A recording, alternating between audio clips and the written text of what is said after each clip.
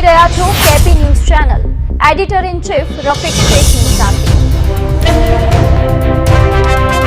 સુરતના વરાછામાં પરિણીત શખ્સે કુંવારો હોવાનું કહી યુવતી સાથે દુષ્કર્મ આચર્યું. વિડીયો ઉતારી મિત્રો સંબંધી સાથે સંબંધ બાંધવા મજબૂર કરી બેની ધરપકડ. સુરતના વરાછા વિસ્તારમાં એક 20 વર્ષીય યુવતીને લગ્નની લાલચ આપી 5 નરાધમોએ હવસનો શિકાર બનાવી હોવાની હચમચાવતી ઘટના સામે આવી છે.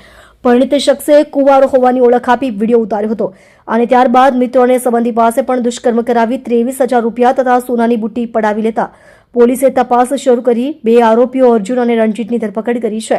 વરાછાની 130માં પીજીમાં રહેતા અશોક નામના શખ્સે પાડોશમાં 23 વર્ષીય યુવતી સાથે સંપર્ક કેળવ્યો હતો. અશોક પોતે પરિણીત અને 2 બાળકોનો પિતા હોવા છતાં તેણે આ હકીકત છુપાવી હતી. યુવતીને પ્રેમજાળમાં ફસાવી તેણે લગ્નના ખોટા વચનો આપીને વિશ્વાસ જીત્યો હતો અને સંબંધો આગળ વધારવા દબાણ કર્યું હતું.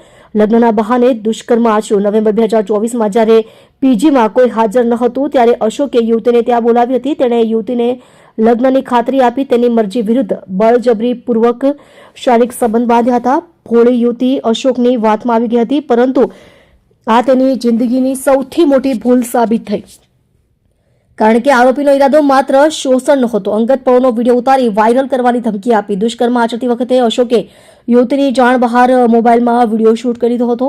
જ્યારે યુવતીને અશોકના લગ્ન વિશે ખબર પડી અને તેણે સંબંધ તોડવાનો પ્રયત્ન કર્યો ત્યારે અશોકે આ વિડીયો બતાવી બ્લેકમેલિંગ શરૂ કર્યું હતું. તેણે ધમકી આપી કે જો તે તાબે નહીં થાય તો વિડીયો સોશિયલ મીડિયા પર વાયરલ કરી દેશે. 2 આરોપીઓની ધરપકડ, ફરારની શોધખોળ. ફરિયાદ મળતા જ વરાછા પોલીસ સ્ટેશનના પીઆઈ એચબી પટેલ એક્શનમાં આવ્યા હતા.